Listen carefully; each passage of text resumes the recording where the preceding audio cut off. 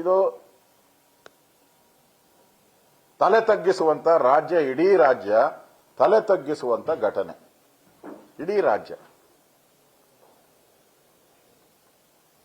ತಕ್ಷಣ ಇದಕ್ಕೆ ಪಾರದರ್ಶಕವಾದಂತ ನ್ಯಾಯಾಂಗ ತನಿಖೆ ಆಗಬೇಕು.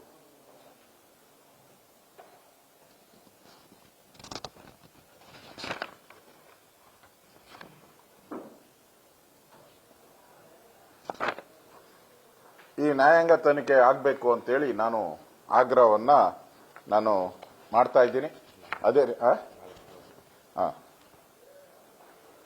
ಅದೇ ರೀತಿ ಈ ಸುಳ್ಳು ಕೇಸನ್ನು ಹಾಕಿ ಈಗಾಗಲೇ ಅಮ್ಮನ್ನ ಜೈಲಿಗೆ ಹಾಕಿದ್ದಾರೆ. ಉಳಿದಂತ ಅವ್ರ ಮನೆಯಲ್ಲಿದ್ದಂತ 4 ಜನರ ಮೇಲೂ ಕೇಸ್ ಹಾಕಿದ್ದಾರೆ. ಅವ್ರ ಮನೇಲಿ ಬೇರೆ ಯಾರಿದ್ರಲ್ಲ 4 ಜನರ ಮೇಲೆ ಕೇಸ್ ಹಾಕಿದ್ದಾರೆ. ಅಪ್ಪಟ ಸುಳ್ಳು ಇದೆಲ್ಲ. ಅದರಿಂದ ನಾನು ಸರ್ಕಾರಕ್ಕೆ, ಪೊಲೀಸ್ ಇಲಾಖೆ ಎಚ್ಚರಿಕೆ ಕೊಡ್ತಾ ಇದ್ದೀನಿ.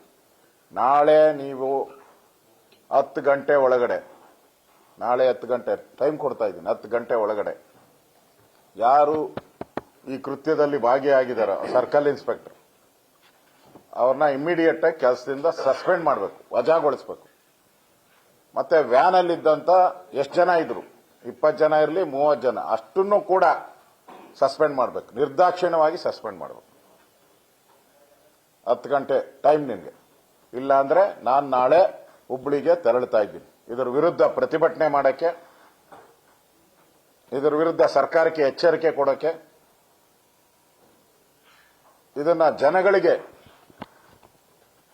ನ್ಯಾಯಯುತವಾದಂತಹ ತನಿಖೆಗೆ ಆಗ್ರಹ ಮಾಡಬೇಕಾದ ನನ್ನ ಕರ್ತವ್ಯ ಇದೆ. ಆ ದೃಷ್ಟಿಯಿಂದ ನಾನು ನಾಳೆ ಅಲ್ಲಿ ಹುಬ್ಬಳ್ಳಿಗೆ, ಈ ಘಟನೆ ನಡೆದಂತ ಹುಬ್ಬಳ್ಳಿಗೆ ನಾನು ಹೋಗ್ತಾ ಇದ್ದೀನಿ. ಅವ್ರ ಮನೆಗೂ ನಾನು ಭೇಟಿ ಕೊಡ್ತೀನಿ, ಪೊಲೀಸ್ ಅಧಿಕಾರಿಗಳಿಗೂ ಸೂಚನೆ ಕೊಡ್ತಾ ಇದ್ದೀನಿ. ಏನಾಗಿದೆ ವರದಿ ಅದನ್ನು ನನಗೆ ಗಮನಕ್ಕೆ ತರಬೇಕು ಅಂತ ಕೊಡ್ತೀನಿ. ಇದಂತೂ ಸಸ್ಪೆಂಡ್ ಆಗಲೇಬೇಕು. ಇಲ್ಲ ಅಂತ ಹೇಳಿದ್ರೆ ರಾಜ್ಯದಲ್ಲಿರುವಂತದ್ದು ದುಶ್ಯಾಸನದ ಸರ್ಕಾರ ಅಂತ ನಾವು ಎಲ್ಲ ಕಡೆ ಬೋರ್ಡ್ಗಳಾಗ್ತೀವಿ. ಇದೊಂದು ದುಶ್ಯಾಸನ ಸರ್ಕಾರ ಅಂತ ನಾವು ಬೋರ್ಡ್ಗಳನ್ನ ಹಾಕ್ತೀವಿ ನಾವು. ನ್ಯೂಸ್ ಫಸ್ಟ್, ನಿರ್ಭೀತಿಯಿಂದ ನಿಮ್ಮ ಪರವಾಗಿ.